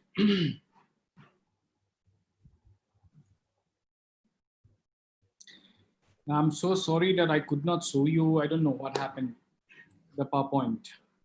Probably I could have shown you those data also. But anyway, I'll be sharing with Sanjeev. Sanjeev, you can, if the participants are interested, then you can share with them as well. Sure, sir, sure. So, till now, sir, we have no question, but I can ask one from my side, sir, if you don't mind. Go ahead. So, in case of those long-term, interventions, how this, subsidized kind of food supply that government is providing to the people, especially in the rural area, how it will affect? See, there is this sort of understanding that because you get the subsidized food, probably the incentive to, increase your, so for that argument comes in the backdrop of the fact that our cropping intensity is very less. Okay. Now, for example, our average cropping intensity in Assam is 145, which means the land, half of the crop land is used only once. It just remain unutilized or underutilized rather. And that many people say that is because of the subsidized food supply and all that. I don't buy that argument. I mean, see, the point is you need to give certain amount of income support. So subsidized food supply will be an income support, kind of an income support. If you don't do that, my hunch is that given the surplus that is generated in agriculture, people will not even utilize the land even once, because if you have to depend on your without this real income support, if you have to depend on the non-farm sector, because your farm sector gives you only a little amount of your income requirement. So then instead of spending more time in farm sector, you will actually move to the non-farm sector. So my view is that is not a hindrance. I mean, see, the point is once you develop this supply chain, you have an incentive to expand your agricultural operation.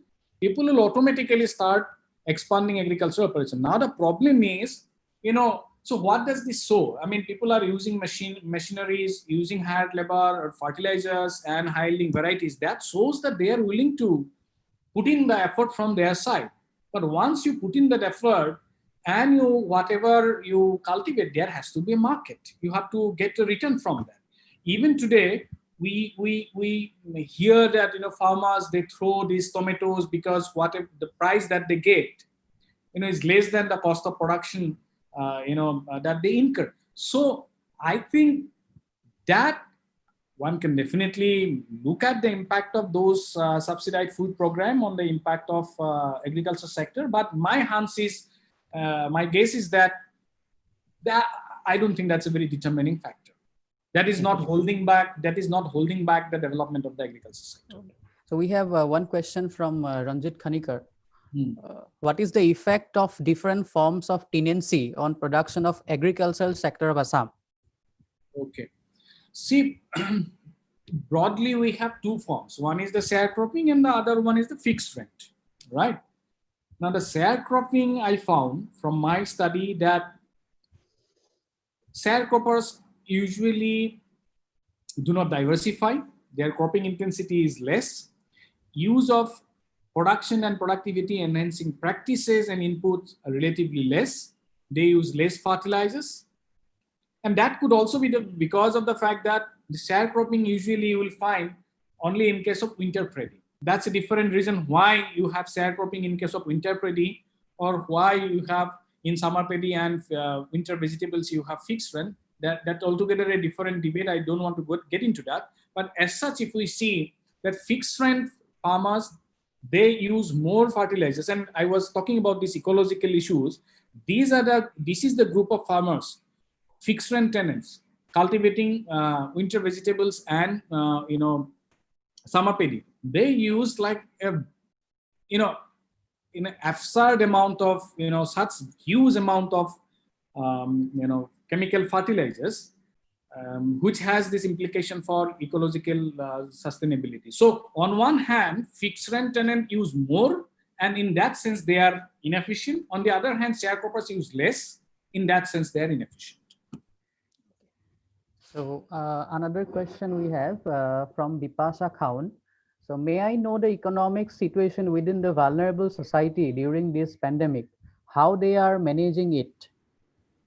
So Well, that's a question I don't think I can okay.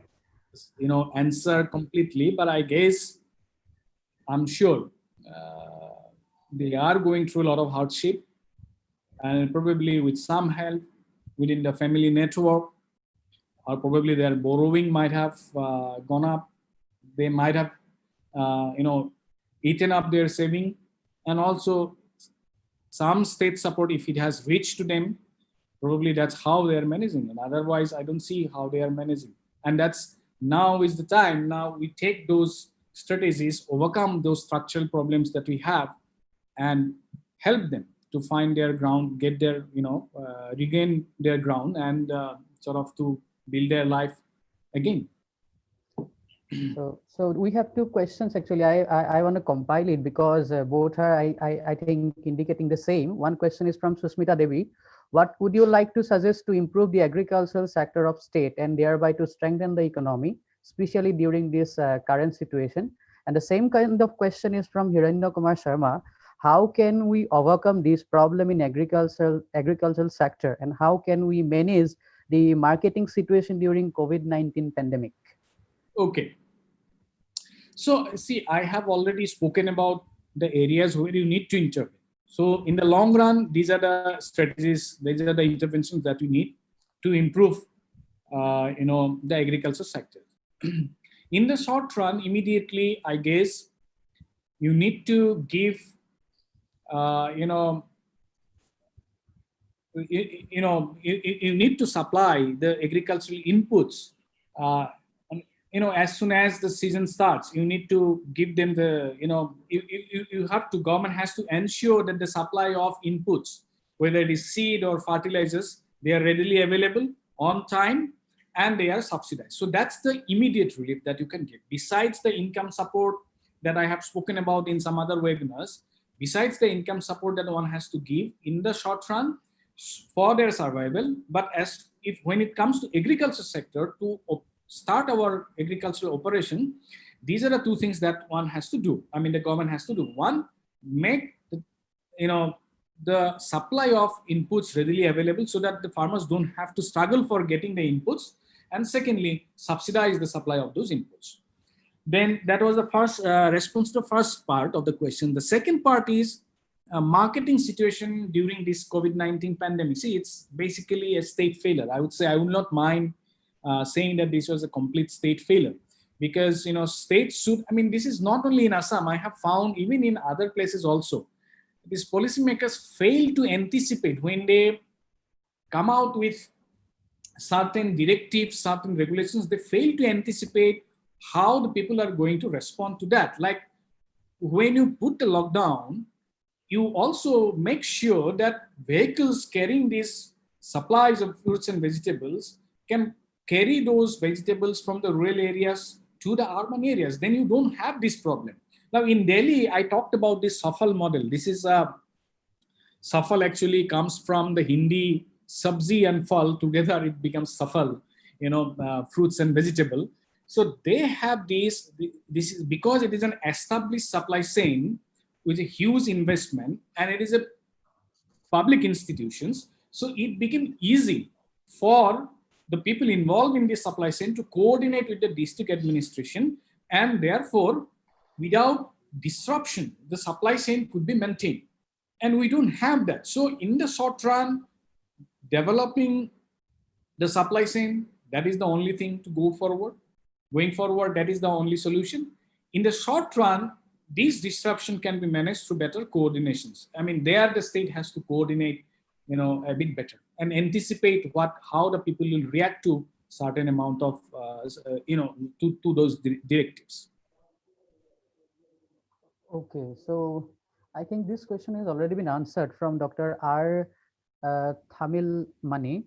The question is, what are the changes of agriculture marketing pre and post COVID-19? That is one question. If you want to reply. Agricultural marketing, I have already said. I think I have explained that only 2-3 times. So I don't think there is any need to repeat that, because I have in fact repeated 2-3 times. Okay, so I think this will be the last question from Jayachi Chakraborty. Okay, another question is there. How Assam can maintain supply chain amidst natural calamities like flood when the crop is not fully grown? So that is what I say. See, I don't have scientific expertise in the management of flood. But when it comes to, economic aspect of it, particularly the agriculture sector, so that's what we need to do. We need to prepare for it. See, right now what is happening, we wait for the flood to come, then we give the reliefs or whatever, and then we forget about it again. The preparation has to be in advance. Now we know, of course, during this flood you can't grow the crops. By the way, also remember one thing: about 9 to 10% of your crop area gets affected by flood. You still have a huge amount of crop area which remains unaffected by flood. So you have to, in the flood-prone areas, already, as I said, farmers have coped with this risk of flood by diversifying across crop and across seasons. So that they have already done. What you now need is a better management of the flood situation, better preparation in advance, so that before flood, so as I said, you diversify into those crops which can be sort of finished before or harvested before flood. And then with the development of the supply chain, you can store them and you can maintain it even during the flood. And as soon as the flood is over, then you start preparing for the next crop. So a better management of the flood situation is required, even for managing the supply chain. Yes. So in that case, actually, one point is rightly highlighted by Ranjitda, that floating farming can be useful for flood-affected areas, which is quite popular in Bangladesh. So can we apply that in our state? That is question. See, I don't know that if you can use that. For that, you need to a water body for a long time, because you cannot have a crop in 1 month, right? The flood will be there for a month or so, and it's not a stagnant water body. It will come and go. So I am not very sure whether that can be used in Assam. There might be some areas when you have so many water bodies and all that. If you want to do that, you can do in those areas. But flood affected area during time of flood, of course, that's not an option. Okay. So I think another question we have, what are the effects of this COVID-19 pandemic on agricultural labor? Question is from Debahoti Bora. The impact has been very harsh on agricultural labor. And I mean, you don't, as I said, I mean, probably agricultural operation also got halted. Now, of course, it is being allowed now. But for a while, everything got stopped, right? So obviously for agricultural labor also found it difficult to get employment. So like not necessarily only agricultural labor, but like any other labor in any other sector. So obviously they also suffered. So I am not very sure if there is any specific to agricultural laborer. That will be probably across sectors. So I think we have taken all the questions from the participants. So now I would like to request Dr. Ratnadip Purukayastha, IQAC Coordinator, Digboi Mahila Mahavidyalaya, to offer vote of thanks.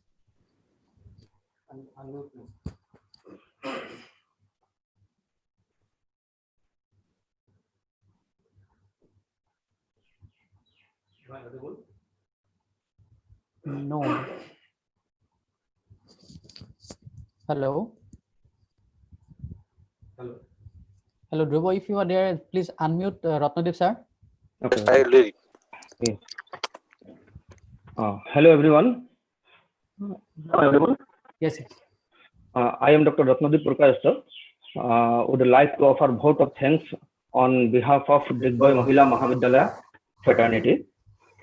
First of all, I would like to thank Dr. Binoy Goswami, Faculty of Economics, South Asian University, New Delhi, our today's resource person, for his enlightening speech. Secondly, I want to thank Dr. Arun Chandra Sharma, Principal Digboi Mahila Mahavidyalaya, for his inaugural speech and for giving us this opportunity to organize the webinar. Next, my heartfelt thanks goes to all the participants, without whose presence this webinar would not be possible. My sincere thanks goes to the organizer of today's webinar, especially the faculty members of the Department of Economics, Digboi Mahila Mahavidyalaya, for overall arrangement for the program. I also want to thank Mr. Dhruvo Jyoti Bora for all kind of technical support. Last but not the least, I offer vote of thanks to all individuals directly or indirectly related to today's program. With this, I declare the end of the vote of thanks session. Thank you. So thank you, sir. Yes, sir, do you want to say something? No, I just wanted to thank you and your college and your department for giving me this opportunity to share my thoughts on this issue, which I believe all of us are concerned about. And I'm extremely sorry that, I actually prepared the PowerPoint in the last 2 days. I was preparing this PowerPoint, but I could not share it because of this technical problem. I myself is feeling very bad, but I'm extremely sorry to all of you. To all the participants. But I promise I will share my PowerPoint with Sanjeev, and Sanjeev, please share with the participants if they are interested. Okay. No issue, sir. Thank you. Thank you so much. So that's not a problem. We have to live with it because it's technical faults. So we have to deal with it in a way. So finally, we have come to the end of this webinar. Here I have an announcement for the participants. We will share the feedback link now in WhatsApp groups, and that will be active, remain active for 45 minutes. That will remain active for 45 minutes, and you have to submit the feedback form within that stipulated time. And I will share the PPT with you in that WhatsApp group. So if anyone gets any problem, so you can contact me. My contact number is already in that group. So with this, I want to thank all of you once again, and sir, for your valuable time that you have given to us, and for Principal sir, and for my colleagues for giving this support to organize this webinar. So with this, I have declared this webinar as ended. So thank you. Thank you. I'll leave now.